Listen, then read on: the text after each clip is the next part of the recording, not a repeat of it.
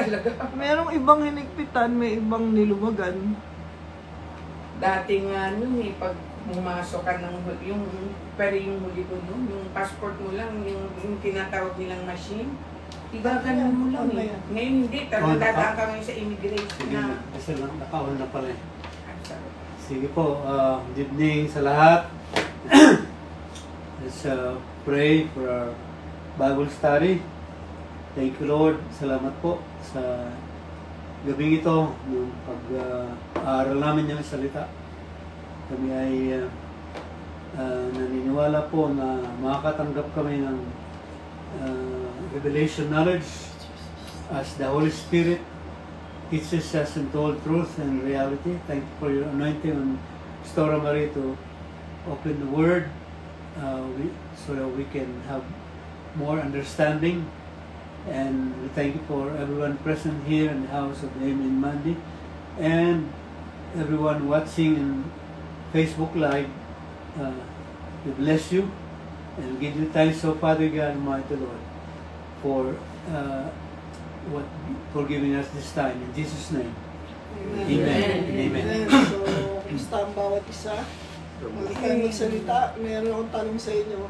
Anong specific na natutunan nyo sa Bible? Either through Bible study or preaching the word na agad-agad yung nai-apply. Like, ang daming di ba? Ang daming katuruan sa Biblia.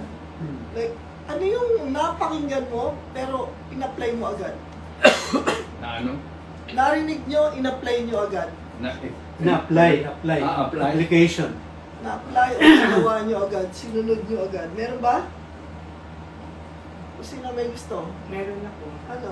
Yung Tungkol sa pag-pray. tungkol sa pag-pray. Okay, ikaw. Unang prayer, tsaka yun nga, healing dito sa, Healing. ano ko noon, tonsil. Okay. Ginawa mo yung... Na heal. Hindi. Yung ginawa mo, in-apply mo. Anong ginawa Siyempre. mo? Nag-lay hands ka ba? O... Oo, naniwala ako na ano. Kayo. Sige pa, Mixo. Salita kayo. Yung kaagad-agad na ano ninyo. Okay.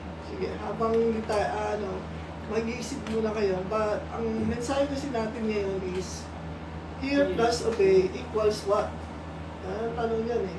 Hear, obey equals what? Ano kaya yun? Ano kaya ang sagot sa equation yan? No? So yun ang pag-aaralan natin. Okay, apply, application. Hear, siyempre pag in-obey mo, in-apply mo yun. Mhm. So, hear plus obey equals what? So,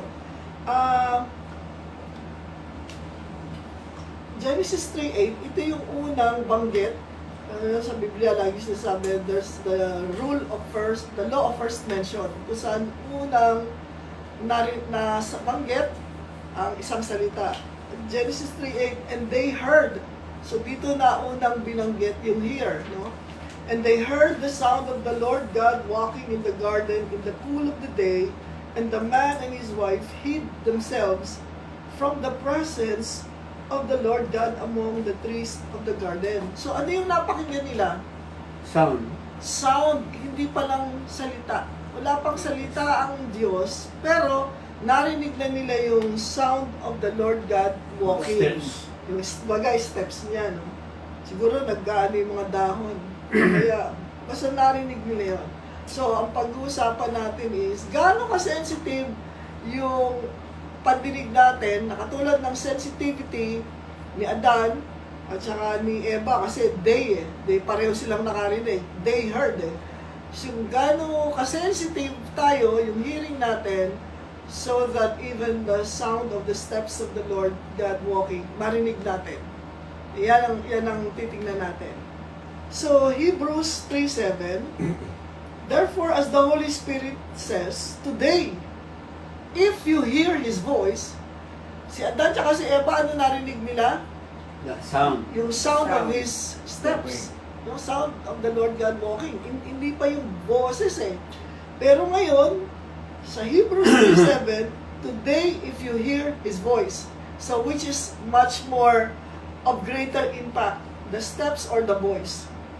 Ha? The voice. Siyempre, the voice. Oo. So, kung noon, may impact nangyari sa buhay ni Adan at ni Eva, yung pagdinig pa lang nila sa hakbang, how much more ngayon yung boses mismo ng Panginoon as the Holy Spirit says. So, alam natin na yung boses ng Panginoon, it comes to us through the Holy Spirit. Sabi niya yan, today if you hear His voice, do not harden your hearts as in the rebellion on the day of testing in the wilderness. Doon naman, narinig nila yung boses ng Diyos. Kasi sabi ng Panginoon, doon sa wilderness, go and possess The land. the land. Nagsalita mismo ang Diyos go and possess the land. Narinig nila yon, but they hardened their hearts. They rebelled against the very voice, against the very word of the Lord. So, naiintindihan natin, okay? So, sabi niya, pag narinig mo na ngayon ang boses ng Panginoon, ang kanyang salita, huwag mo nang tigasan ang puso mo. Ano ibig sabihin nun? Tanggapin mo, sumunod ka. Pag narinig mo na yung salita, nangungusap ang Panginoon, parang tinamaan ka sa salita ng Diyos. Nangungusap pa sa'yo, hindi ka pinatatamaan ng pastor. Kinakausap ka ng Holy Spirit. May sinasabi sa iyo, kaya medyo naganyan ka, na-offend ka, nasaktan ka, nagalit ka. That's your response. O natuwa. O natuwa ka, that's the very response of your heart to the Word of God that you are hearing. So, Colossians 3:16, ina-establish natin yung kahalaga kasi anong topic natin, hear plus obey equals blank. Di pa natin alam yung kasagutan nun. So, Colossians 3:16, let the word of Christ dwell in you richly in all wisdom. So, ano ba ibig sabihin ng dwell? Manirahan. Manirahan, manahan. Di ba? Dwelling ito ni Sister Amy. Dito sa nakatira. Pag sinabi ng Diyos, through Apostle Paul, hayaan mo, ibig sabihin ng hayaan mo na ang salita ng Diyos ay manahan sa iyo ng masagana. Ibig sabihin, ang gustong pananahan ng salita ng Diyos sa atin, hindi yung pakonti-konti, kundi masagana. Maraming salita ang Diyos na gusto niyang manahan sa atin, sabi niya, in all wisdom. So, pasok dyan yung mga discernment natin, kung ano ba talaga yung sinasabi ng Panginoon sa atin sa kanyang mga salita. So, ang tanong ngayon is this, how does God's word come to dwell in our heart? Paano? Di ba? Kasi may gagawin ka Who will let the word of Christ dwell? Sino gagawa nun? Tayo. I cannot let God's word dwell in your heart through me. Kasi mananahan lang ang salita ng Diyos sa iyo kung hahayaan mo. Kung bibigyan mo ng puwang ang salita ng Diyos para manahan sa bawat isa sa atin. Amen? No, hindi basta-basta 'yon na narinig mo ang salita ng Diyos mananahan sa iyo. Hindi, kailangan you make it happen. Hayaan mo. So, ito, dito ngayon natin malalaman kung paano. 1 Thessalonians 2:13 sa New King James Version. For this reason, we also thank God without ceasing. Walang humpay na pasasalamat sa Diyos. Because when you received the Word of God, which you heard from us, ano nangyari sa mga believers sa Thessalonians? They heard the Word of God. They heard. You welcomed it not as the word of men, but as it is in truth, the Word of God, which also effectively works in you who believe. So ano yung previous na tanong natin? How does the Word of God come to dwell in us? Paano natin papatirahin ang salita ng Diyos sa ating buhay? No? Nakatira ba ang salita ng Diyos sa ating buhay ngayon? Yes. Okay.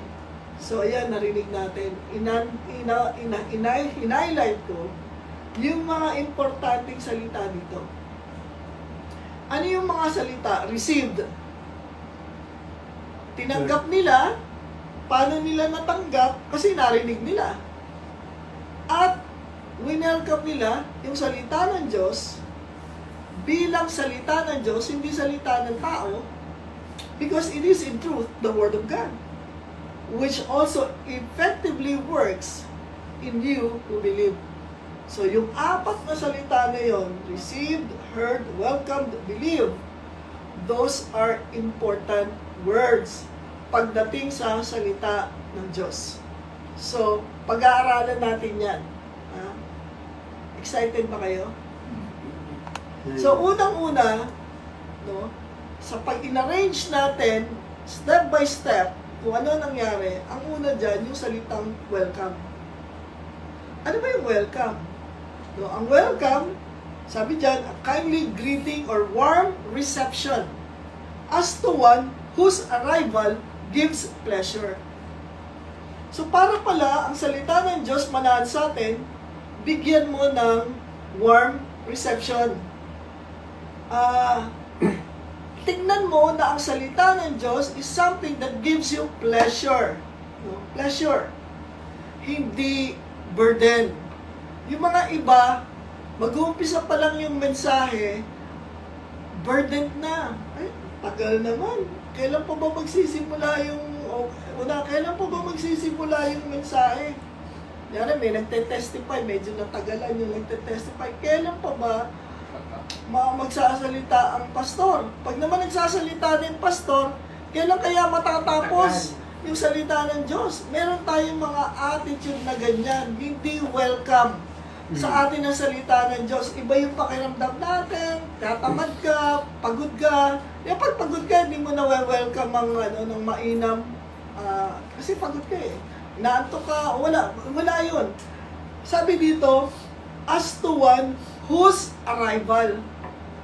May darating eh. Kaya mo wini-welcome, may darating. So, sino ang darating pagdating sa salita ng Diyos? Siyempre, ang Diyos sa pamamagitan ng kanyang salita. Di ba? May mga tao, pag alam nilang may darating, ano ginagawa nila? Naglilinis ng bahay, o kaya nagluluto, o kaya kasi in preparation for the arrival. Ganon din tayo eh. Yung, alimbawa sa church, kailangan meron ka rin preparation. No? Siguro habang aayos ka, magpatugtog ka na ng worship songs, di ba?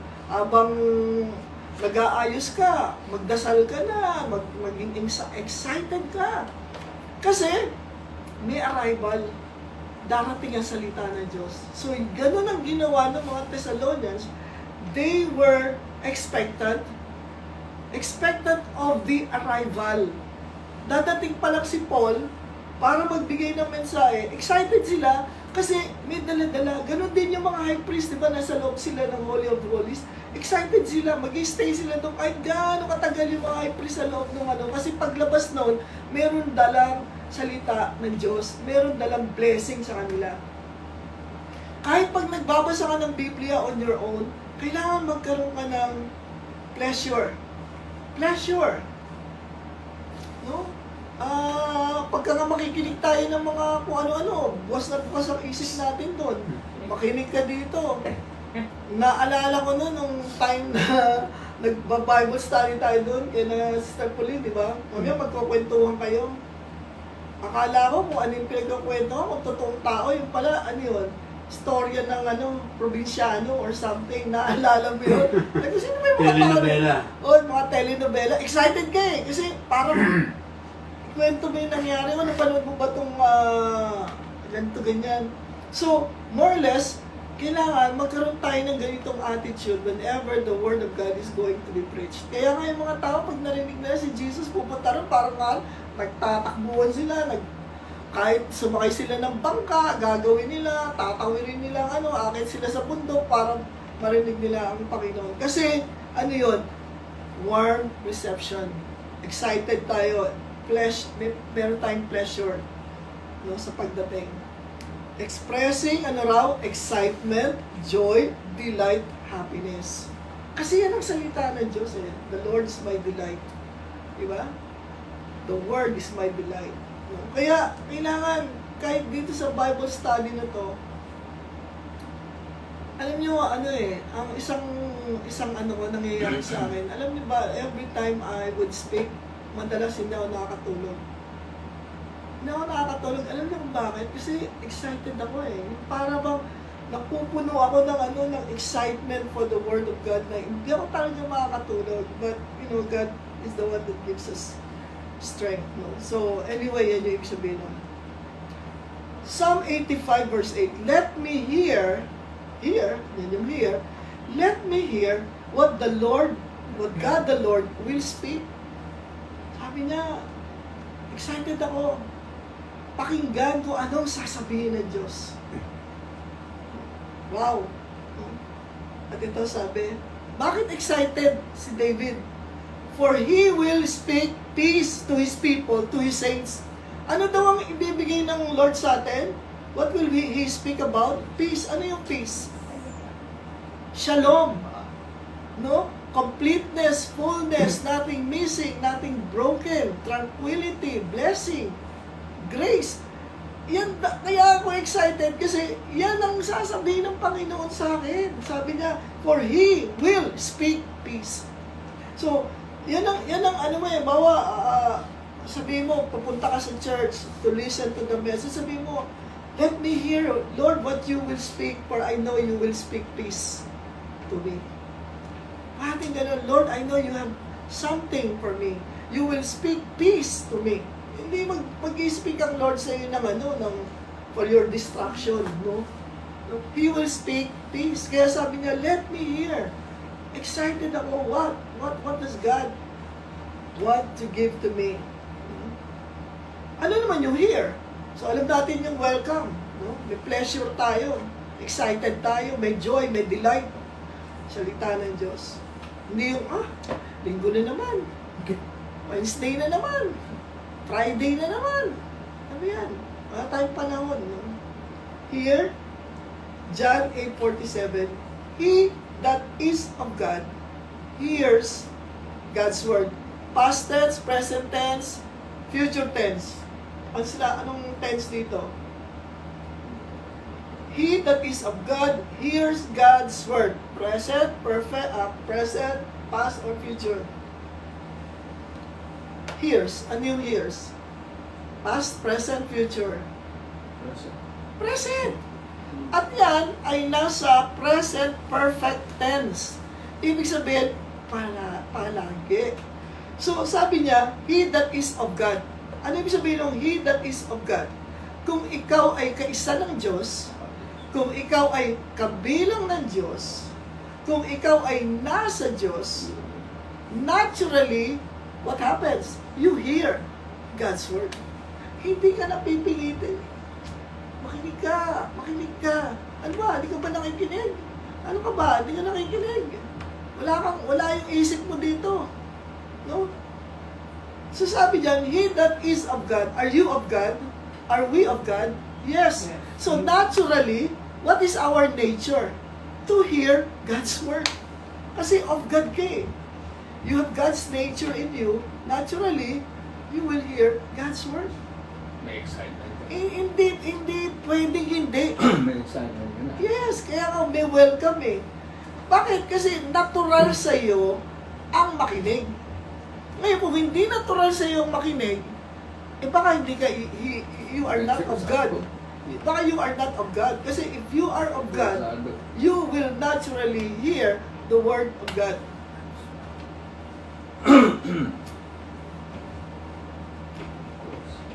Maniwala ka, no? Sino nagsalita?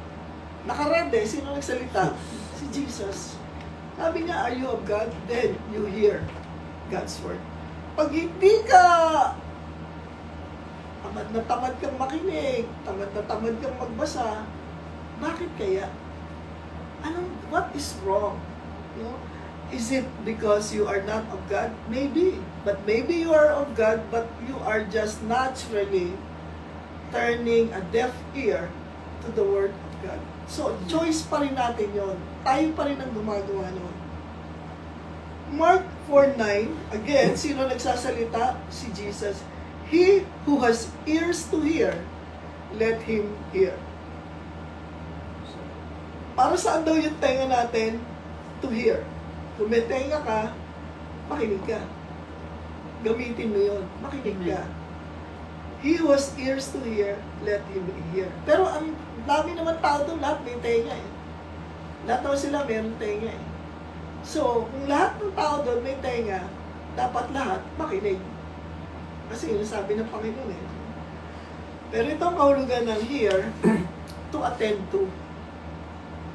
Ibig sabihin, yung hear, andun yung attention mo. Kasi, pwede naman na wala yung attention mo doon. Nakikinig ka, dumadaan lang eh. O, katulad nga, minsan tayo, wala naman isip natin doon. O, nakakatulog tayo, inaantok tayo, pagod tayo. May tenga tayo, tama yun. Pero yung salita, dumadaan lang. Pero pag sinabi mong hear, to attend to, bigay mo yung attention mo. Give your full attention. Kaya maraming tao, pag tatanungin mo, ano napakinggan mo? Wala napakinggan kasi wala naman yung attention dun eh. No? At ano pa ibig sabihin ng hear? You have to pay attention. Yeah, that's why Pagbabayad ka andun yung salitang attend. Ano ang anong salitang nakakabit sa attend? Attention. No? Pay attention. Kaya nga yung mga Kaya sundalo, ang point doon, you pay first. kaya yung mga sundalo sisigawan ng commander nila, attention! Kasi merong sasabihin, di ba? So to understand and perceive what is being said. So ang hear pala ay hindi lang basta dumaan yung boses, yung salita sa ating mga tainga, kundi merong pag-unawa. Bakit mo naunawaan? Kasi nag-pay attention ka eh. Sino ba yung hindi nakakaunawa? Yung mga hindi nag-pay attention. Di ba? Sa klase. Ano sasabihin ng teacher sa atin? Pay attention. Kasi, pag hindi ka nag-pay attention, naalala ko yung yung sa isang klase. Nagtuturo yung teacher, may dalawa, nagkukwentuhan. Hindi nila napapansin yung teacher, nagkukwentuhan sila. Meron naman sila, nagtatanungan sila. Lumapit yung teacher, sabi, anong pinag-uusapan namin dito sa klase? So, nanghula na lang sila kasi totoo, hindi naman sila nagpe-attend, nanghula sila. Kunyari, ang tinuturo ng teacher, ito pa, hear and obey. Pero sabi sila, healing. You're talking about healing. Ano sagot? Ano sagot ng teacher? Get out. Yes. Because you're not paying attention, get out. No? Pay attention. So, ganun din ito, you will not arrive at understanding without paying attention. Kahit saang bagay yan. Kesa pag-aaral mo, kesa secular yan, yung mga tao nga, yung mga nanonood ng sine, tutok na tutok doon, kala mo may exam. Gusto maintindihan. Di ba may mga ganun tao na hindi mo May bayad pa hindi mo yun, ma-distract yan dahil TV. sa TV, tutok na tutok. Lahat gusto mapakinggan, ayaw ma-miss, no? So, you will not arrive at understanding and perceive is another word for understanding. So, without paying attention. Kaya, di ba, sabi ng Lord, pay attention to my words. Yung pay attention, alam niyo kung saan niyo yan madalas marinig o mabasa? Sa book. Sa Book of Proverbs. Sa Book of Proverbs, ang daming beses binabanggit dyan. Pay attention, pay attention, pay attention. So, may nadinig ako, pay attention, magbayad ka. Bayad ka ng Hindi attention. libre ito sinasabi ko. Oo. Proverbs, again, ito. Proverbs 20 verse 12, the hearing ear and the seeing eye, the Lord has made them both. Tingnan nyo. Pwede namang sabihin ng Bible, the ears and the eyes, the Lord made them both. Bakit sinabi pa the hearing ear and the seeing eye? Ha? Mali ba pag sinabing the ear and the eye, the Lord has made them both? Mali bang sabihin nyo? Tama din, di ba? Pero yung ear mo, kaya in-emphasize ng Lord, yung ear mo for hearing. Ginawa ng Lord, hearing ear. Hindi deaf ear. Hearing ear. seeing eye. So, ibig sabihin, hayaan mo na mag-function yung ears mo at yung eyes mo. Kasi yun ang purpose niyan eh. The ears were designed to hear and the eyes were designed to see. E ngayon, kung hindi seeing yan, hindi yan hearing, gagamutin niya ng Panginoon. Ibig sabihin, bingi ka, ibig sabihin, bulag ka. No? Kaya yun, maliwanag lagi ang salita ng Diyos eh. No? So, thank you Lord for hearing ears. Thank you Lord for my seeing eyes. No? Importante yan. Ang Biblia precise. Ang Biblia napakaliwanag kung bibigyan natin ng atensyon. Gusto mo ba itong tubig ko?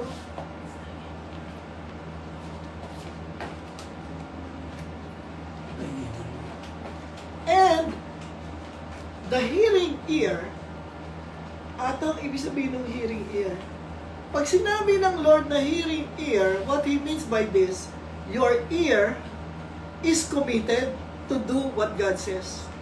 Kaya hearing yan eh. Buti yung mga deaf hindi yan committed to do. Kasi hindi nila narinig eh.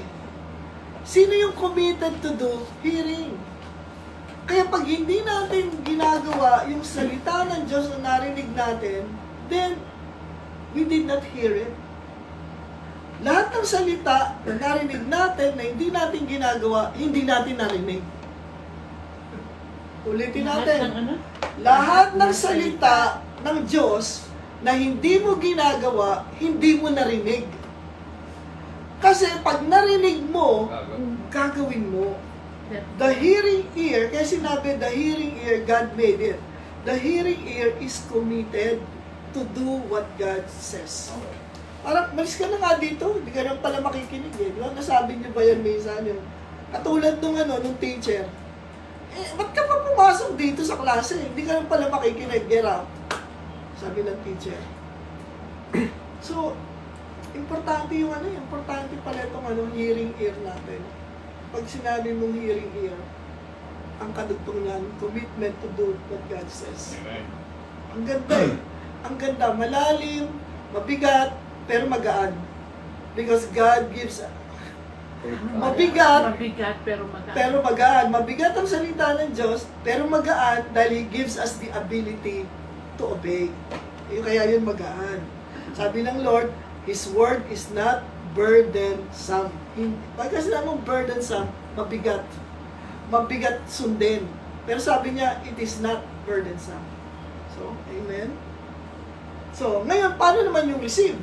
So far, nakita natin yung welcome. Ano yung welcome? What is there to remember about welcome?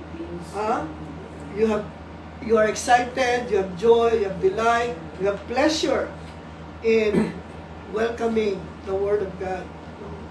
Lord, ito ako, I welcome your Word. So, anong receive? Itong receive, napaka-importante. Alam nyo, ang Greek word ng receive is lambano. Kung madaling tandaan, isipin nyo na lang yung lambada. Ha? Mamahiling sumaya, lambada. Pag sinasabi lambano, Greek yun. No? At alam nyo ba kung ano yung receive? It's actively received. Ibig sabihin pala, mayroong passive receiving, may active receiving. Bigyan ko kayo ng example sa passive receiving. Passive receiving, halimbawa, madalas may mga batang naglalaro dyan, di ba, sa labas. Kunyari, nagbabatuan sila ng baseball. Paghagis, nabutas itong salamin, pumasok dito yung yung bola. Did you actively receive the ball or the ball was passively received into your house? Ikaw ba, sinalo mo ba yung bola na gano'n dahil nakikipaglaro ka sa kanila? Hindi. Pero pag sinabi mo na actively, kasama yung will mo, the will is there. No? Ginagawa mo yan. Example, kasi ang akala ng mga tao, may pangako ang Diyos, dapat mapasa akin yan, tatanggapin ko yan. No. No. The promises of God comes to us and we receive them. We actively receive them. Example natin, ito. John 1:12. But as many as received Him, to them gave He power to become the sons of God, even to them that believe on His name. Para maging anak ka ng Diyos, ano ba, passive receiving ba? Nung salita ng Diyos? O pagtanggap mo kay Kristo, passive? No. Active. Active yun dahil sinabi mo, Lord, come into my heart. Lord, I receive you into my heart. Lord, I take you, I receive you as my Lord and my Savior. Kinonfess mo yun, you actively receive. Kaya, kung tatalagin natin, but as many as lambano, Jesus, for as many as lambano, lahat ng mga pangako ng Diyos, we can only enjoy them as we actively receive them. Healing. Oo, tama. Si Kristo namatay, nagpakasakit, pero kailangan actively receive the healing. Nasabi mo kanina, you say, Lord, by your stripes I am healed. I receive that healing. In Jesus' name, I am healed. At sabi nga ng iba, yung hindi mo magawa, gawin mo. Kasi pinapakita mo na, tinanggap ko to. Pag sinabi mong, Lord, I receive your provision for me. Katulad ni Abraham. Anong ginawa niya doon sa patalim? Di ba ginanito niya? Pinamba. Gagawin na niya eh. In-stop lang siya ng Lord. Kasi tinanggap niya yung salita ng Diyos.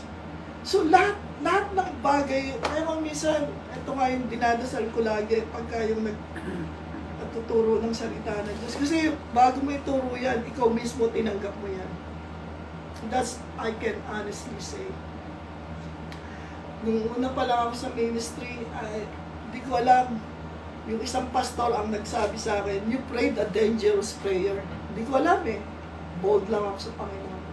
Ito sabi ko sa Lord, Lord, ayoko magturo ng theory. Teacher ako eh. Turo ako sa college eh. Sa UA, nagturo ako. Minsan, bibigyan ako ng subject matter to teach. Mag-aaral lang, babasa ako, tapos tuturo ko na yun. Pero nung nakita ko ang salita ng Diyos, sabi ko, I don't want to teach theories. Ayoko magturo ng theory. Sabi ko, kasi sabi niyo, the words that you speak, they are spirit and they are life. Sabi ko, I want to teach life. I want to teach the spirit. Kasi the words are spirit and truth.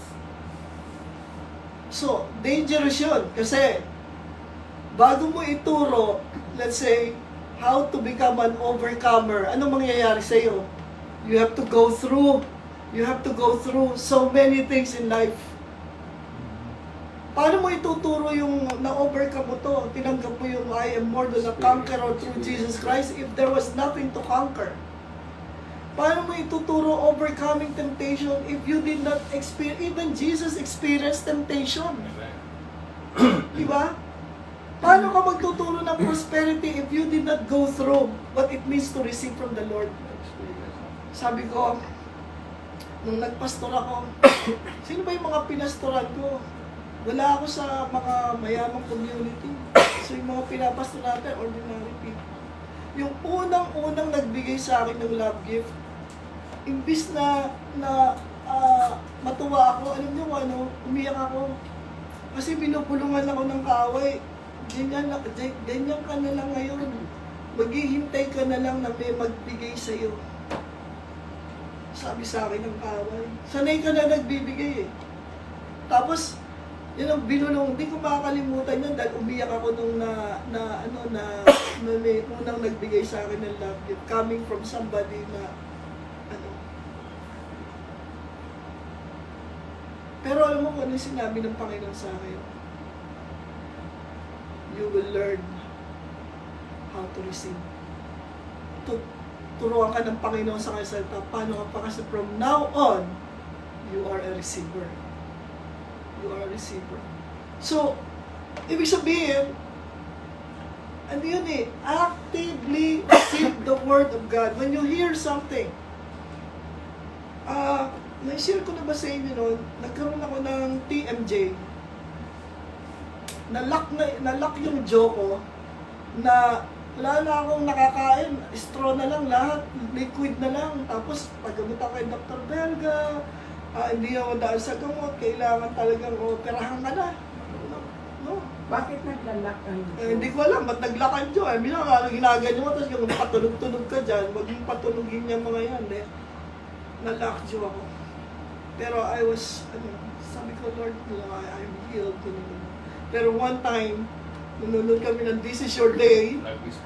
This Is Your Day, sino yun? Benny Hinn. Benny Hinn, nagkaroon ng word of knowledge.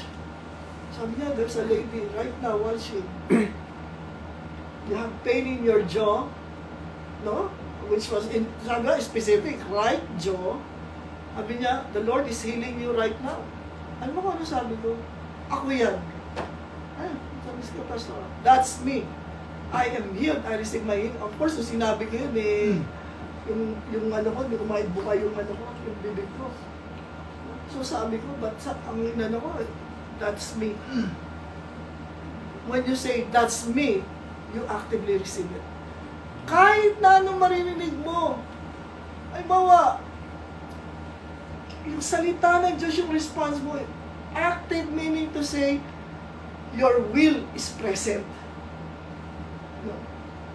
Your will is present. Example ko sa inyo kung bigla-bigla ka na lang nakatayo dyan at sinuntok ka, is that actively receiving the punches or what? Possibly yun, kasi wala kang kamalay-malay, sinuntok ka. Pero si Pacquiao, pag tinatama siya, ano yun, active or passive?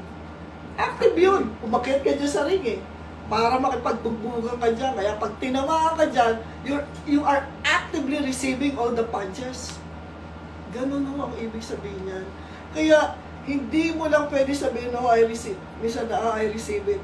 No, it is really your heart in it when you receive it. Kasi kung wala yan, lip service lang yan, hindi yan actively receiving. Kaya importante maintindihan natin yan. Sabi ng Lord, John 15:7, mga salita to ni Jesus kung napupunan ninyo. If you abide in me, and my words abide in you, ano ibig sabihin ng abide? Naninirahan sa'yo, kasama mo. If you abide in me, and my words abide in you, you shall ask what you will, it shall be done unto you. Kailan lang daw tayo ask what you will, and it shall be done unto us? If the word is abiding. Kasi walang problema doon sa if we abide in Christ Si Kristo kasama na natin, He is in us, we are in Him. Pero is His words. Kaya, inano ko yung end. Pag sinabi niyong end, hindi pwede yung isa lang. Pagka end, ano yung sabihin nun? Magkasama. You abide in Christ, and His words abide in you. Tapos sabi niya, ito ang resulta. You shall ask what you will, it shall be done unto you. Pero tayo, gusto natin yung ask what you will, it shall be done unto us. Pero paano yung number 1? Kaya may if, naalala niyo sabi sa inyo, pag nakakita kayo ng if, is conditional and it means personal responsibility. If means personal responsibility. It's not only conditional, it means you have a responsibility. No? If sabi ng Panginoon, kung ikaw, totoo kang nasa akin, di ba yung sinabi niya kanina, whoever is of God hears the word. Straightforward yun. Kung ikaw ay nasa Diyos, makikinig ka. Ngayon sabi naman niya, kung ikaw ay nasa akin, yung salita ko, mananahan sa'yo. Ang pagnanahan niya sa'yo, kahit ano hilingin mo, it shall be done unto you by my Father in heaven. And then, ito na naman ang sinabi ng Panginoon. It is written, man shall not live by bread alone, but by every word that comes from the mouth of God. Alam pa natin talaga yung kahulugan ng huwag tayong kumain. Pag di tayo kumain, yung bread doon is food, no? Pag di tayo kumain, ang nangyayari, mamatay tayo. Kaya nga yung mga nakakabit na lang sa mga ano, di ba? Ang una nila, tatanggalin na nila yung swero mo, tatanggalin na sa'yo. Yung gusto ka nilang mamatay na, unang-una nilang tatanggalin yung feeding mo. Hindi ka na pakakainin. Kasi pag di ka na kumakain, manghihina lahat ang parte ng katawan mo, unti-unti ka na mamatay. So, kailangan natin ng pagkain, di ba? Kaya araw-araw kumakain tayo. Sabi niya, kung araw-araw kumakain ka, araw-araw ka rin kumain ng salita ng Diyos. Araw-araw ka kumain ng salita ng Diyos. Ano ibig sabihin ng kumain ng salita ng Diyos? Oh, may isang tao nagbigay sa atin ng example, Jeremiah. si Jeremiah. Your words were found and I ate them. Sabi, paano mo kinain ang salita ng Diyos? Paano ba kainin ang salita ng Diyos? Sabi niya ito, your words became to me a joy and the delight of my heart. Paano ka kumain? Kumain ka, di ba? Sumasaya ka. Yung delight, naliligayahan ka dun sa kinain mo. Halimbawa, kaya uso-uso nga yung salitang craving. Yung salitang craving. Oo, nagkikrave ako, let's say, ng ano ba gusto nyo kainin? Bulalo. Nangyari, Sa oh, Pilipinas yan. nagkikrave ako ng bulalo. Pag nagkaroon ka ng bulalo, ano mararamdaman mo? Diba? Joy and delight. Yung mga sabi, oh, pwede na akong mamatay. Kasi nakain ko na yung gusto ko eh. Sabi nung isang kaibigan namin, nagmamalaki. Nagmamalaki ka-close friend namin to. Sabi niya, alam niyo ba? Parati kong naririnig yung kabyar eh. Sabi niya ganyan. Kaya sabi sa sarili ko, bago ako mamatay, kakain na muna ako niyang kabyar. Sabi niya kung ano man yan, ito na ngayon, nakakain siya. Sabi niya, pagtira, itlog lang pala ng isda yung kabyar. Ano ba ang kabyar? Kabyar. Kabyar. Pero depende kung anong isda. Diba? Kasi ang pinakamahal yung black na kabyar na galing sa sturgeon na isda. Pag nakukabyar is Steak. No, it's fish eggs yan. Pero hindi Fish lang raw. fish raw o maero, iba yung nilalang eggs, no? So, ibig sabihin niya, depende. So, sabi niya, yun ang ibig sabihin nito, I ate them. Sabi niya, kung paano ka naliligayahan pag kumakain ka, maligayahan ka rin pag nagbabasa ka ng Biblia at nakikinig ka ng Biblia.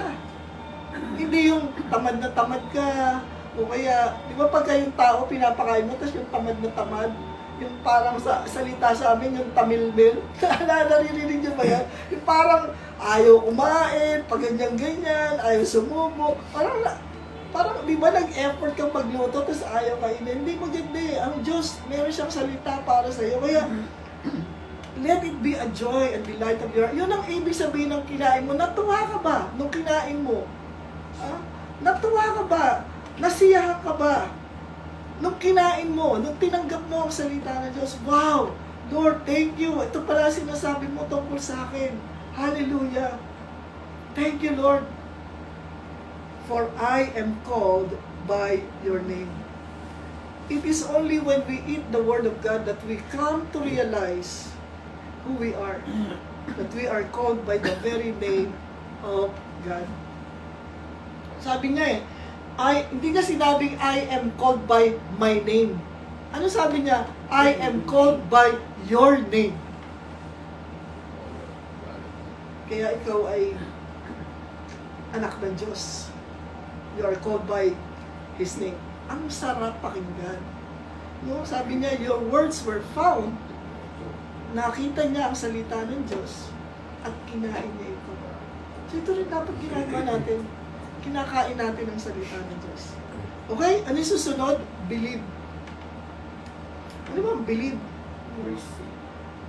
Welcome, hear, receive, believe. You cannot arrive at believe without the first three. You cannot arrive at believe. Akala mo, makakabilib ka ng ganun-ganun. No, you cannot arrive at believe without welcoming the Word, without hearing the Word, and without receiving the Word. Ibig sabihin ng believe, to have faith in. To have faith in. Ano pa? To put your trust in. It's not only faith, but trust in. And to take God at His Word. Kaya lagi ko, example lang. Ano yung lagi kong binibigay na example sa inyo? Sabi ni Jesus, No one can pluck you out of my hand. Anong pag sinabi mong believe ka doon sa salita na yun, you have faith in Christ. You have put your trust in Christ. And you take Christ, you take God at His Word. Dapat ang response na, ay salamat Lord. Wala nang makakaagaw sa akin. Meron na akong kapanatagan. Meron na akong security. Salamat po, Panginoon. Wherever I go, I am assured that I am in your hand. And no one can take me. Hindi. Sabi mo, paano kung ako tumalon? Sinabi naman no one. Kasama ka dun sa no one. Kasi, paano ako tumalon? Okay, hindi para sa kanila yan. Hindi yan para sa atin. Hindi yan para sa gano'n. Yung isang nakausap ko, sabi niya, alam mo ba? Sabi niya sa akin, alam mo ba yung Great Commission? Hindi naman yan para sa atin eh. Yung Great Commission, yung go into all the Matthew nations 28. and Matthew 28:20. 18 to 20. Go into the world and preach the gospel to all nations. No? Sabi niya, hindi naman yan para sa atin eh. Para yan sa mga Hudyo. Pag sinabi mo para na sa mga Hudyo, anong gagawin mo? Hindi ka mag-share ng word. Hindi sinabi mo, hindi para sa iyo yan eh. So, when you say you believe, you have faith in the Word of God and in the one who spoke it, you put your trust in God and in His Word, you take God at His Word. Kung yun ang sinabi niya, sabi niya, God said it, I believe it, that settles it. Tapos na, kwento. Si sinabi ng Diyos, naniwala ako, okay. Parang yung centurion, sabi ng anak ng kanya, oh, umuwi ka, magaling na anak mo. Nakipagtalo pa siya, Lord, nagiging gano'n na anak ko eh. Hindi, naniwala siya. They took Christ at His word. Ano nangyari sa anak niya? Gumaling nga. Yung isa naman sabi, umuwi ka na. Sabi ng Lord sa kanya, baliktad naman to. Pupunta ako sa bahay niyo. Ano sabi ng lalaki? Lord, di na kailangan pumunta sa bahay ko. Only speak the word and my servant will be healed. Because I understand authority. I am a man of authority. If I say go there, it will go there. Go there, go there. Bakit? He believed in Jesus. In His authority. He took Christ at His word. Kaya sinabi niya, such great faith. So, ano ibig sabihin yan?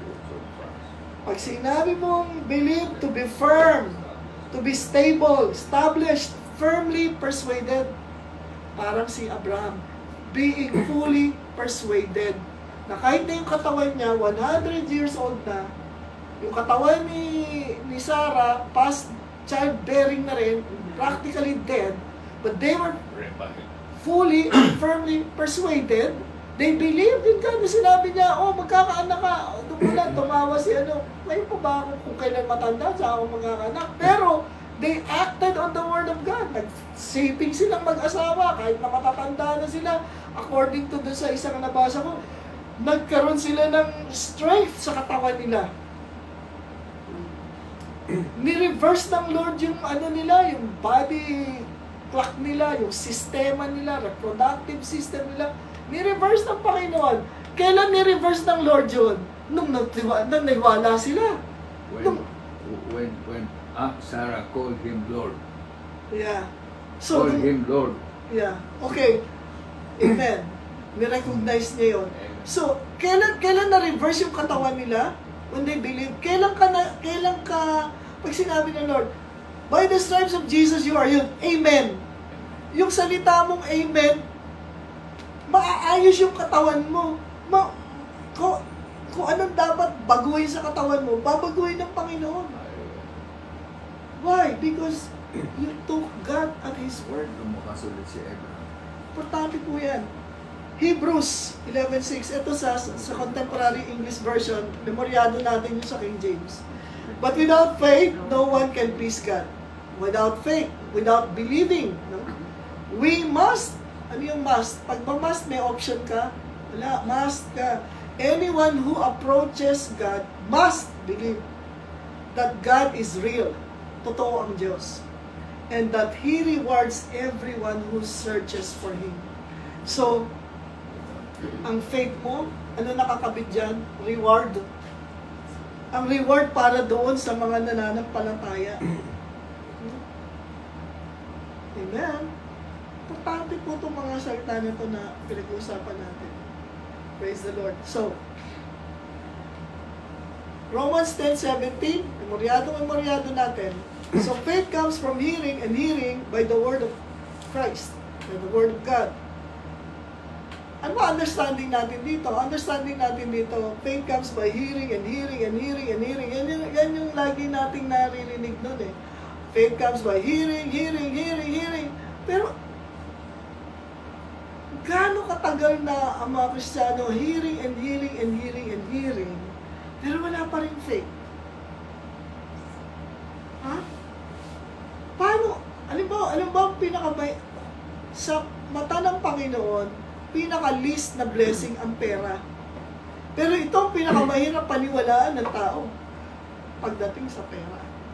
Pero lagi tayo nakikinig, pakinig. Healing. Salvation, ang bilis nating naniwala sa salvation eh. Pagkarinig natin, mas marami yung Lord, surrender ang province. Pero alam niyo ba, pansinin niyo, may dalawang hearing. Alam niyo kung ano yung dalawang hearing na yan? Ha? Physical and spiritual. Pagka ang hearing natin hanggang physical lang at hindi nakarating sa spiritual, yung hearing ear na tinatawag, ano yung hearing ear kanina? The hearing ear is committed to do the Word of God. Kaya lahat ng tao, pakinig, kasi church, pakinig, linggo-linggo, nakikinig na. And that's good, mas mabuting makinig kaysa hindi. Pero kapag yung pakikinig natin, hanggang dito lang, hindi pumasok sa espiritu natin. Ang revelation kasi nandyan, sa spiritual hearing. Walang revelation sa physical hearing. So kailangan, ang prayer natin, Lord, I want my spiritual ear, the eyes of our understanding being open. No? Yung rema nandiyan sa spiritual hearing. Kaya, the faith comes from hearing and hearing. Of course, we need to hear with our physical ear, but it should not stop there. We should be able to receive it in our spirit. Some word is used is also quickening. Quickening, yeah? Quickening of the is spirit. quickening of the spirit. Yeah, but in this particular, hindi ito yung quickening na, natin yun. Kasi ginagawa na yung Word of God, it can quicken us, di ba? According to Hebrews. Yung physical and spiritual. Oo. Hindi ko dati na Yeah. Hindi natin alam. Kaya nga hanggang doon lang tayo sa physical lagi. Kaya ka tinanong ko sa inyo kanina eh. Ano ang salita na narinig nyo na ginawa nyo agad? Kasi yung salita na yun, kaya nyo nagawa agad, pumasok doon sa spiritual hearing nyo. Kasi ano nga yung hearing ear? Yung spiritual ear? It is committed, natin kakalimutan, the hearing ear is committed to do the will, the word of God. So yun ang importante doon. Without faith, di natin magagawa yun. So, ito. For we have heard the good news. Lahat sila nakapakinig na good news. Just as they did, yung mga tao noon nakinig kay Paul. They heard the message, but it did them no good. Ayun no? Bakit it did them no good? Kasi hanggang physical hearing lang eh. Sabi dyan, they heard the good news. All of them heard the good news. But it did them no good. Itong problema sa atin. Marami sa atin nakakapakinig pero it doesn't do us any good. Kung ano tayo, yung pa rin tayo. Kung ganito tayo, ganun pa rin. Yung pupunta tayo sa church pero paglabas natin, ganun pa rin tayo. So ulit, until next Sunday, business as usual. Hindi nababago ng Lord yung mga gusto niyang baguhin sa atin. Ito, kaya tanongin mo, Lord, that's the Word of God. Is it doing me any good? Naalala ko yung isang kapatiran, sabi ko nga, magkasabay kami nito doon sa home church namin noon. Punta ako sa Amerika. So, unang ginawa ko, hinanap ko siya, wala na sa church.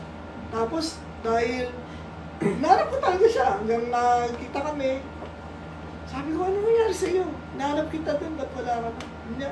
Wala naman nangyayari. Wala namang nangyayari. it did them no good. God forbid na ito ang sasabihin sa atin. It did them no good. Bakit? Kasi hanggang physical hearing lang tayo. Wala tayo dun sa spiritual hearing. No? Kailangan yung spiritual eyes natin, spiritual ears natin. Diyan ba natapos yung verse na yan? Hindi. May kasunod yan. Because when they heard it, ano nga yung hearing? Importante yung hearing, di ba? They did not accept, they did not receive it with faith. Ano nga yung receive? Active receiving. Lampano. You have, nasa ba ang faith? Nasa spirit ba ang faith? Hindi. Ang faith nasaan? Nasa soul.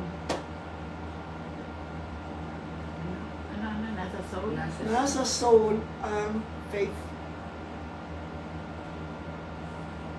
Kasi yung spirit natin, perfect yan. Nahanahan ng Holy Spirit yan, perfect yan. Parang yung laging ano natin, yung commercial ng Tide sa Pilipinas nung araw. Yung maputi, lalong pinaputi. Hindi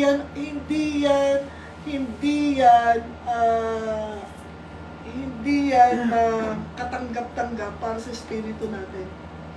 Espiritu natin perfecto, hindi mo na kayang make it more perfect. Kumbaga, white as snow, yung spirit natin, you cannot make it any whiter. Yun na yung pinakamaputi na pwedeng gawin ng Panginoon. So, kaya tayo, kaya nga diba, minsan yung mga pastor, like me, minsan sasabi ko sa inyo, pagka yung, amen, diba? Naririnig nyo ba yung may mga nagpipreach? Minsan, pag sinabi mong amen, una, dapat mong isipin na amen is one of the names of Jesus. So, pag sinabi mong amen, sabi mo, Jesus! No? You bring Jesus. At isa pang sinabi ng amen, I believe it. Kaya pag tinanong ka, the Lord is my shepherd, I shall not want. Anong sagot mo? Amen! I believe it! Yes, sir. I receive it! Amen? Ayun o, napakaliwanag. It did them no good. The word, parang, tika muna, parang heretical yan. The word did not do them any good. Hindi ba lang isasabi natin, the word is always good? Yeah, the word is always good. And it will do you good if you receive it with faith. Pero kung hindi mo tinatanggap yan, dumaan lang yan sa tenga mo. Hindi mo tinanggap. So when they heard it, because when they heard it,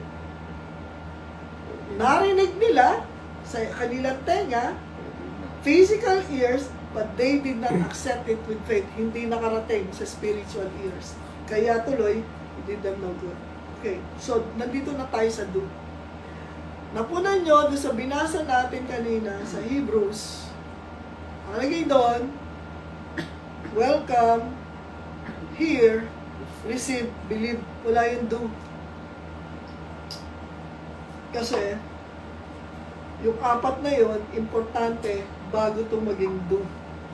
Pag sinabi mong do, to respond appropriately. Ano ba? The hearing ear is committed to do the Word of God. The hearing ear is committed to do. The hearing ear is committed to do, so to respond appropriately. So, pag sinabi natin yung do, to hear, and then act upon what was heard. Nakinig ka, you act upon what you have heard. You act upon it. No? Pero kung nakinig ka, pero without acting upon it, hindi mo narinig yun. Di ba yung sinabi ko sa inyo kanina? Pag may narinig ka salita ng Diyos, pero hindi mo naman ginawa, yung narinig mo, hindi mo narinig. Nandun lang yun sa physical ear, wala sa spiritual ear. Okay? So, James 1:22, napaka baga sa atin, alam natin. Be doers of the word and not hearers only, deceiving yourself. Sino daw yung nagdi-deceive sa sarili niya? Yung hearers only. Kasi nga, ano daw, the hearing ear is committed to do.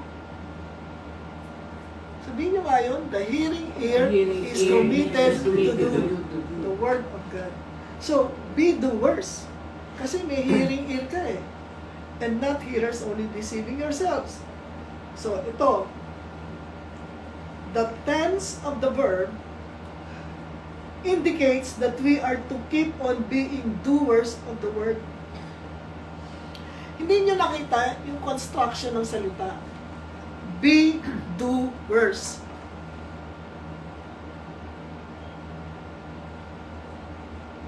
We are to keep ourselves on being doers. Ano ibig sabihin nun? Nag-commit ka na maging doer.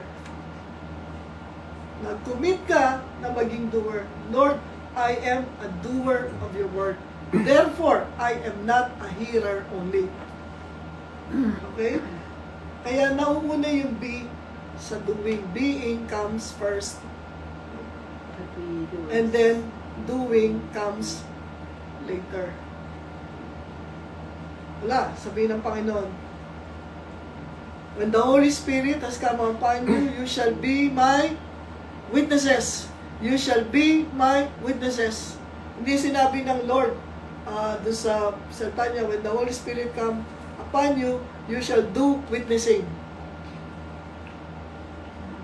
Hindi nyo naintindihan? Sabi ng Panginoon, pag dumating ang banal na Espiritu sa inyo, magiging witness kayo. Magiging witness.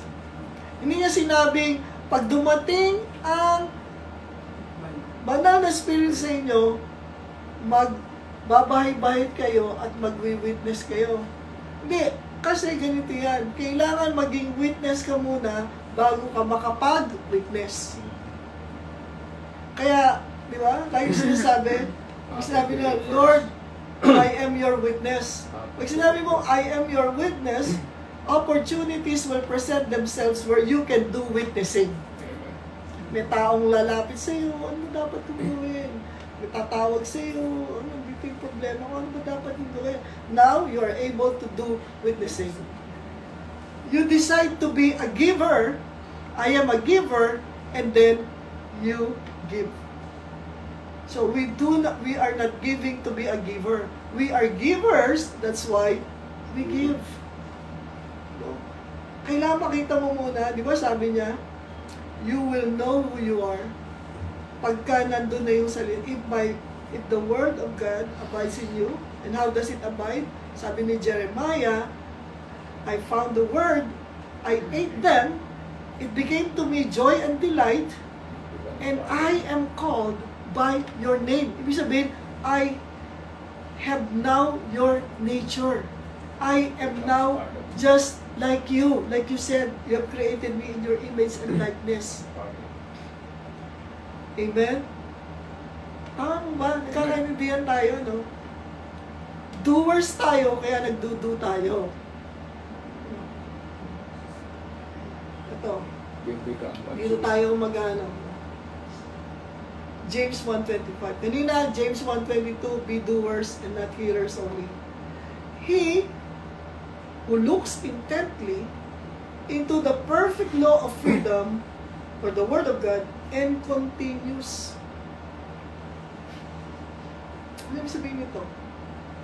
Ang sino man na tumitingin ng malalim sa perpektong salita at kautusan ng Diyos at nagpapatuloy.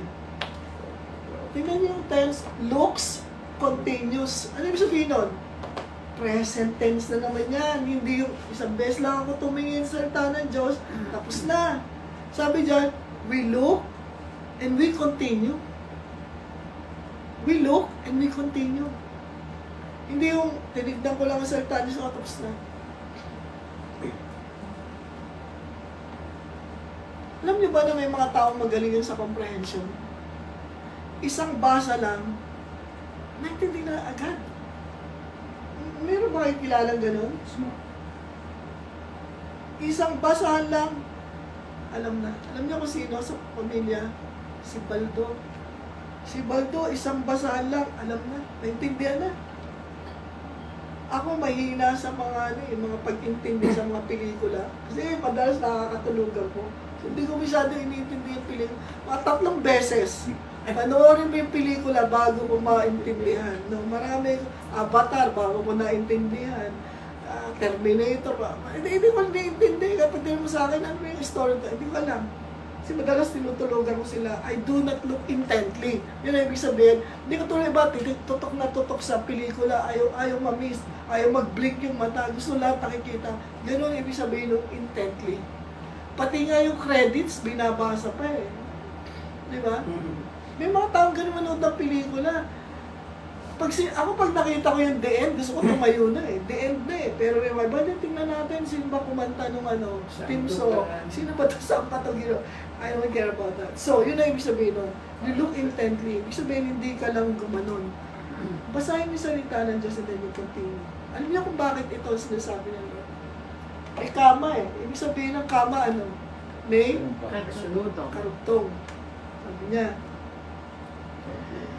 yung tao na nagko-continue, he is not being a hearer who forgets. So, in-emphasize ng Lord, pag ikaw tumingin ka ng dibdiban sa salita ng Diyos, nagpapatuloy ka, hindi ka magiging hearer who forgets.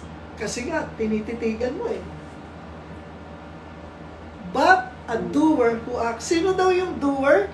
Yung tumitingin intently at nagpapatuloy.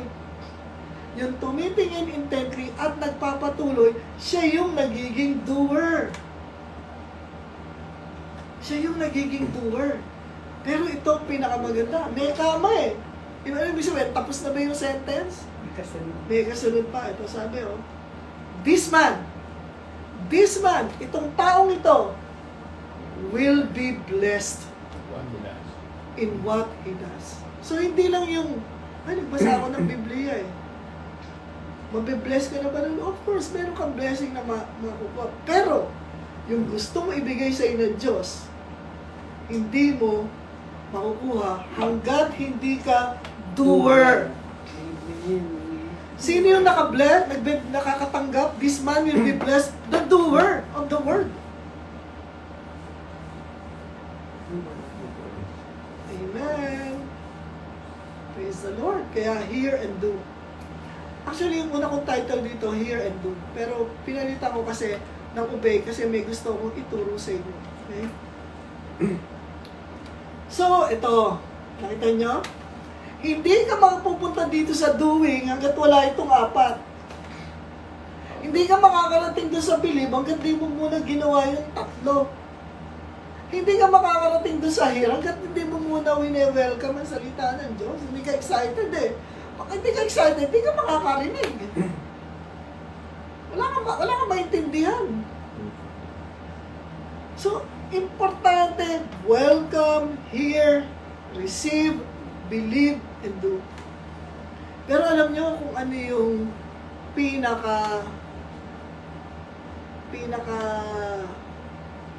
ibig sabihin, importante dito. Ha? Progressive talaga yan. Gusto kong pumunta kayo dito sa hear. Alam nyo, ang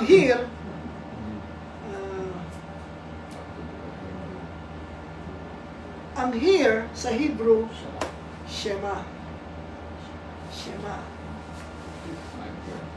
Kaya ang mga bata sa Israel, mga Hudyo, pag panganak sila, ang i-recite sa bata ganito, yung Shema nila, the Lord our God is one God.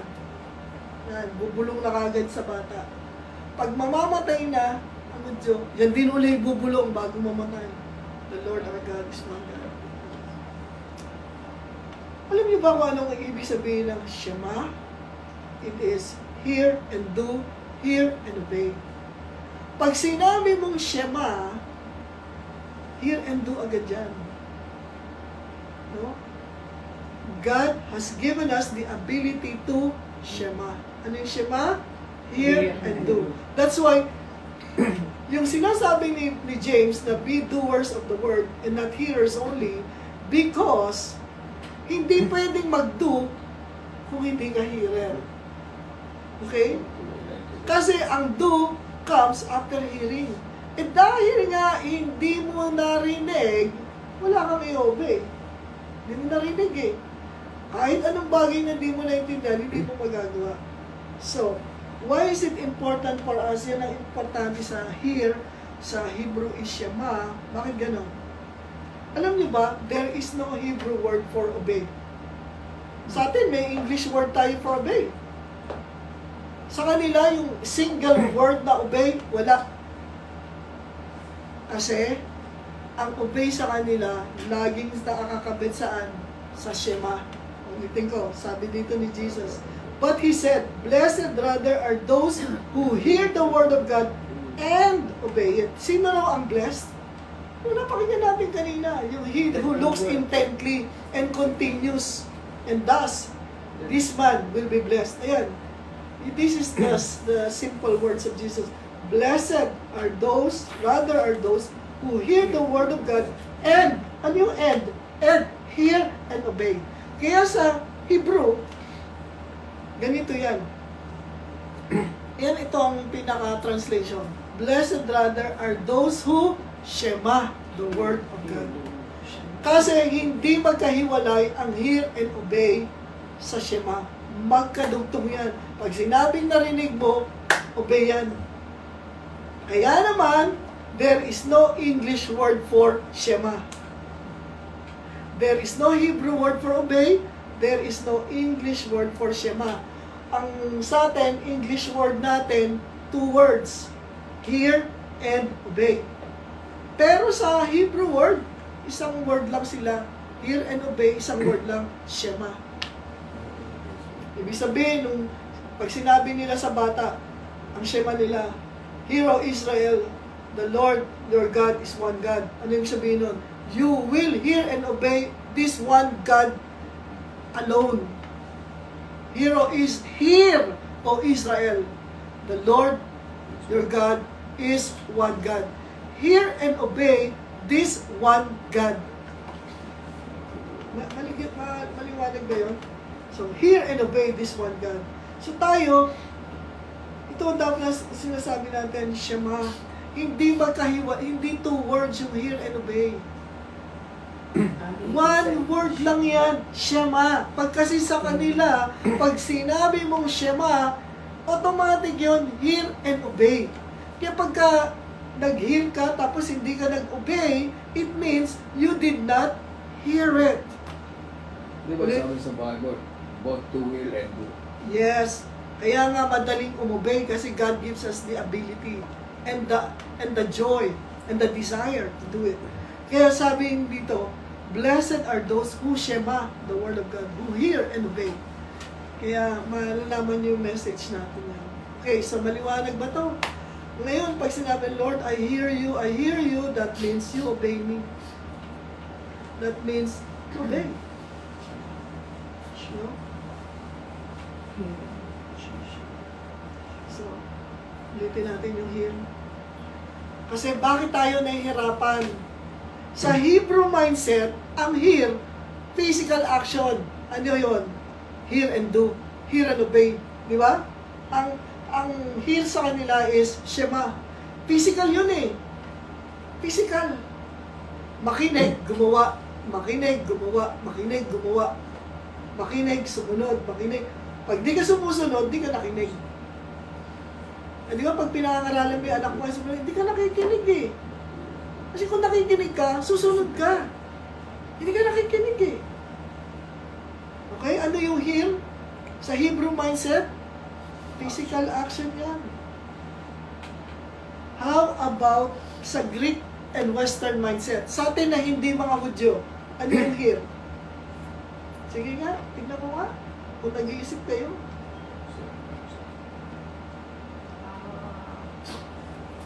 Ano sa tingin nyo? Mr. Bert.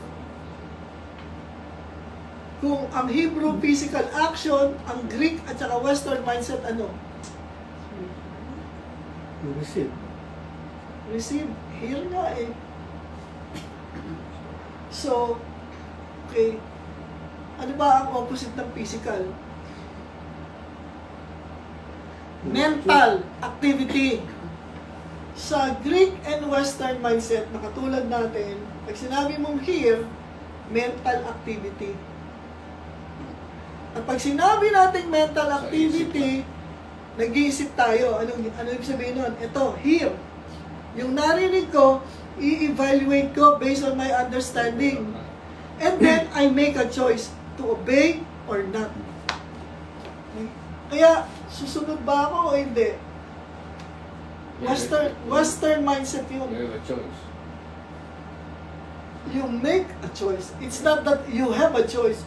You make a choice. Kasi sa Hebrew mindset, walang choice. Pag napakinggan mo ang salita ng Diyos, obey mo. Otherwise, that is rebellion. Kaya di ba, sinabi natin kanina, ano daw? Today, if you hear the word of God, harden not your heart as in the day of rebellion. So pag sinabi niya,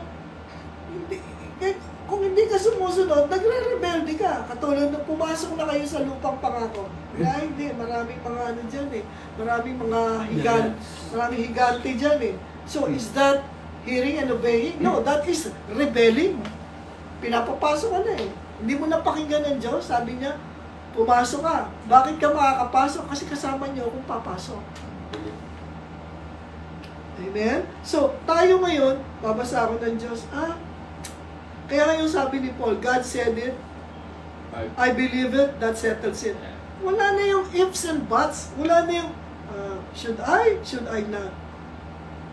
Pag ang Diyos ang nagsalita, kung ang Diyos natin dito sa harapan natin, na siyang hari na mahari, si Kristo, pag may sinabi siya, meron ba tayong Lord na pag-iisipan ko muna, Lord, kung susunod ako sa iyo o hindi. Di ba? Pero kasi hindi natin tinitingnan na si Kristo ang nagsasalita sa atin. Akala natin nagsalita ang pastor. Kaya nga nilalagay natin itong mga verses eh, para sabihin sa inyo, hindi ko to words to ni Jesus. Ang ginagawa ko lang, pinapaliwanag ko sa inyo, ina-expound ko sa inyo, like how, I was taught by the Word of God. So, hindi tayo naggagawa ng choice whether to obey or not to obey the Word of God. If God said it, we believe it, that's it. Lord, ganito ba dapat? Hindi. Mental activity, no? Pagka ngayon, hear, and do. Okay. Again, Jesus nagsabi, medyo napahaba tayo dito, I hope you don't mind. Kasi gusto ko maintindihan natin to. And Jesus said unto them, he that has ears to hear, let him hear. So when Jesus said this, what is he talking about? Your hearing ear. Kaya sabi niya, he that has ears to hear, let him hear. Ano yung hearing ear? It is committed to do the word of God. Kaya sabi niya, yung may mga hearing ear, yun ang makikinig. Yung mga walang hearing ear, ibig sabihin, yung mga wala naman talaga sa puso nilang sumunod, kahit mangiting mga pastor sa kakaturo, hindi ang makikinig. Nakuha nyo? Parang mga anak natin. Minsan, nung gagalaitin na yung yung ugat mo rito, yung lipid mo, minsan sumisigaw ka na, minsan ayaw pa rin. Bakit? Kasi ayaw naman talaga nilang sumunod. So kahit na kaya kung meron kang anak na ayaw sumunod, huwag mo nang paanin yung ugat mo dito. Anong gawin mo? Magdasal. Mabuksan ang isip, magkaroon ng tenga na makikinig. Pag sila nagkaroon ng tenga makikinig, susunod sila. Amen? So, ang literal na kahulugan nito, sinulat ko sa inyo. If you have ears that work, kung meron kayong tenga na gumagana, and have heard me, respond by doing what you heard. Respond by doing what you heard. Kung sinabi ng Lord na ito, katulad, sino example natin? Si Naaman. Nagsalita ang Panginoon through the prophet Diba, si Elijah ba o Elisha? Elisha na yata, kasi sinaaman yun. Sino ba yun? Si Elisha o Elijah? Hindi ko na masyado matanda. Anyway. Sino ba ang may kay Gehazi? Si Elijah. O, hindi, si Elisha. Kasi si Gehazi, wala naman doon sa mga miracles ni si Elisha to. So anyway, sabi ng propeta, maglublob ka ng 7 beses saan? Sa River Jordan. Sabi niya, at sa River Jordan, ang dami-daming ang dumi-dumi ng River Jordan. Sino ba ako? General. Doon na lang ako sa amin. Ang dami-daming ilog doon sa amin eh. Ano sabi nung kanyang servant na Hudyo? Sabi niya, wala naman nung mawawala kung sumunod kayo. So, ano ginawa niya? Sumunod siya, gumaling siya. Ayun. Kung meron kang tenga na gumagana at nakikinig ka, ano nga yung hear? Hear and obey. Kaya, if he that has ears to shema, let him shema. He that has ears to hear and obey, let him hear and obey. Yan yung salita dyan. Shema. Ano yung shema? Hear and obey. So, kaya kung meron kung naka-shema ka, kung nag-shema ka, gagawin mo yan. Amen? So ngayon, hear and obey equals, ano sa tingin nyo kasunod? Lahat ng mga tao, nagsipir, sinaaman, nakinig, ginawa. Sino pa? Yung centurion, nakinig, ginawa. Syrophoenician woman, nakarinig, ginawa. Lahat ng mga nag-hear and obey equals what? Ha? Faith? Okay? Ano pa? Ano pa? Results. Results. Hear and obey equals result. Anong result yon? Transformation. Lahat sila, sinaan, bago, gumaling. Syrophoenician woman, na bago. Yung lepers, na bago. Yung mga, lahat, pagka ikaw nag-hear and obey, ang kapalit niyan sa iyo, transformation. Kaya bakit hindi tayo natatransform? Kasi hanggang hear lang tayo eh. Mga tayong obey. Ano ang proof? Ano ang proof? Itong proof. We have not truly allowed the Word of God to dwell in our hearts. Ano kasunod? Blood. O, Sister Amy, liga. Sagutin natin to. Sabi dyan, we have not truly allowed the Word of God to dwell in our hearts.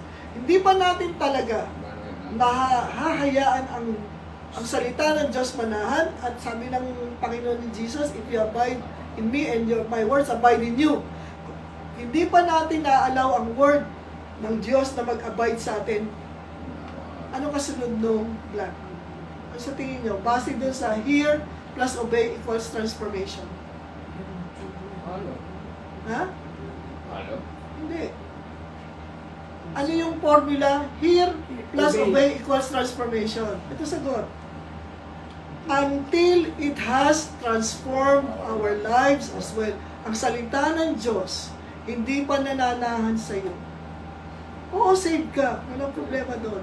Pero kaya nga dalawa, if you abide in me and my words abide in you. Hanggat hindi natatransform ang buhay natin.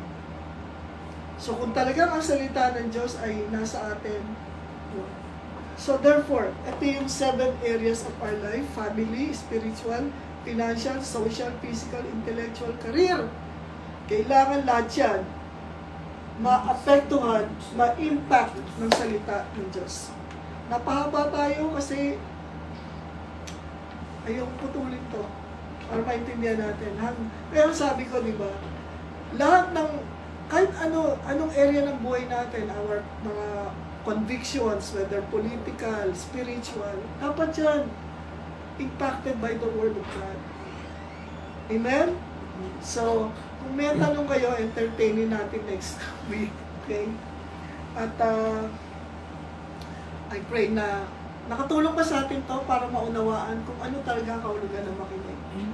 Again, hear plus obey equals transformation. Until na yung dalawang yon ginagawa natin, hindi tayo makikita yung transformation. Diba? Kasi sabi na, matransform muna ako bago mag-obey. Hindi, habang nag-obey ka, doon ka natatransform.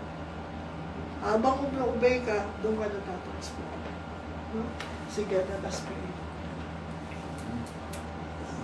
Father in heaven, O God, maraming pong salamat sa inyong mga salita. Salamat po sa pagtuturo niyo sa amin na kami po ay naririto, handa at bukas sa inyong mga salita. At salamat po sa pagbibigay niyo sa amin ng kasiyahan at kakayahan na sundin ang inyong mga salita. Lord, you will not ask of us to do anything that is not a blessing to us. Kaya maraming pong salamat sa pangalan ni Jesus. Amen. Amen. So yun. Amen. So yung mga tanong natin, pwede naman natin pag-usapan habang Yung spoke, parang love. yes, hanggat hindi The ano yan. fruit of